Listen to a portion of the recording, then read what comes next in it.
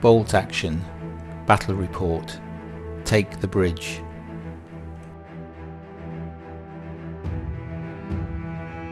As Allied forces continued to push their way inland following the D-Day landings, British paratroopers had been tasked to land behind enemy lines to secure a bridge for advancing armour.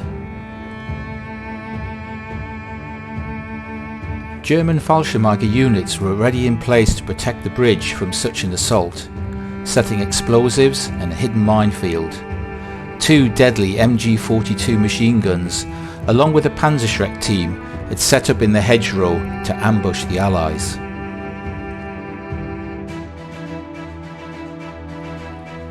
The British paratroopers cautiously advanced up the 2 roads leading to the bridge as a preparatory bombardment pinned the waiting Fallschirmjäger.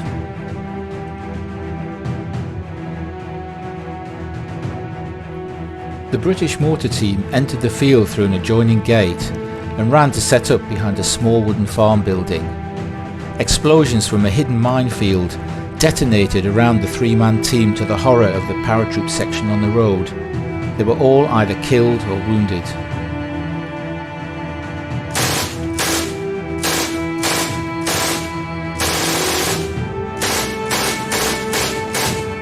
Immediately, the 2 MG-42 machine guns, known as Hitler's buzzsaw, on the opposite side of the river, opened up trying to pin the advancing British paratroopers, supported by a Fallschirmjäger squad on the far bank. Seeing the advancing British paratroopers taking fire, the sniper team that had managed to set up in the wooden farm building was able to take out one of the MG-42 machine guns with exceptional accuracy. To add to their own fire support, the British set up a quick-firing 6-pounder gun on the left flank and a Vickers heavy machine gun on the right flank. High explosive shells rained down on the Fallschirmjäger units. Soft target! 1700 yards! High explosive! 300! Ready! Fire!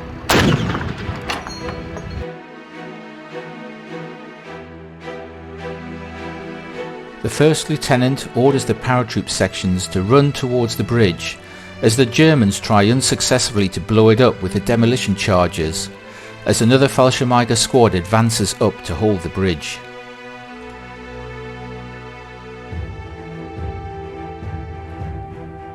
Meanwhile, the British sniper in the farmhouse manages to take out another MG-42 machine gun team, but is now under heavy fire from German mortar teams.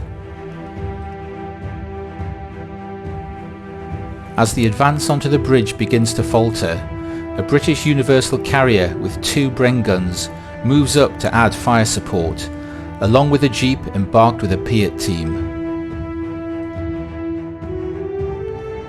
The Panzerschreck team that had been waiting in ambush fires. Unfortunately, the advancing vehicles are out of range, but a shell explodes on the bridge, killing one of the advancing paratroopers. The forward observer, hiding in the ruined farm building, calls in an accurate artillery strike against the German Fallschirmjäger reserves advancing up the road.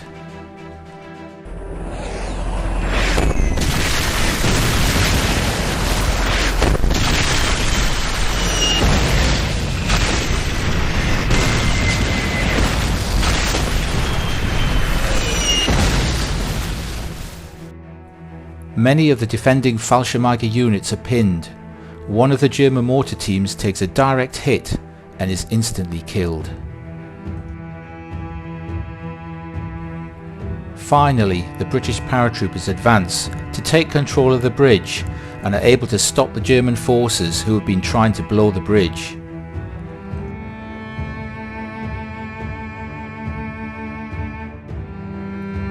Pushing on over the bridge, the British paratroopers assault the defending German Fallschirmjäger, giving them no chance to fire with their blood-curdling charge.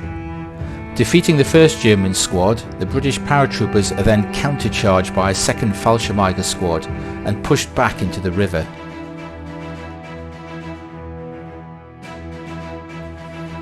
While this deadly hand-to-hand fighting is taking place, The British sniper team is taken out by a German mortar as it homes in on their position, and the Bren gun carrier is destroyed by the deadly Panzerschreck team. As the paratroopers start to gain a foothold on the bridge, their position is threatened by a 75mm LG-40 recoilless rifle, backed up by another MG-42 machine gun.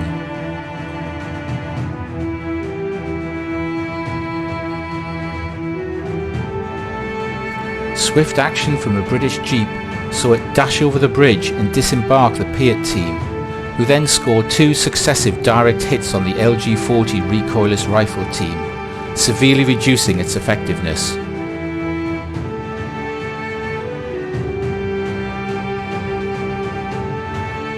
As the British paratroopers consolidate their position on the bridge, the German Fallschirmjäger retreat, knowing that the Allies have secured a key crossing for their advancing armour.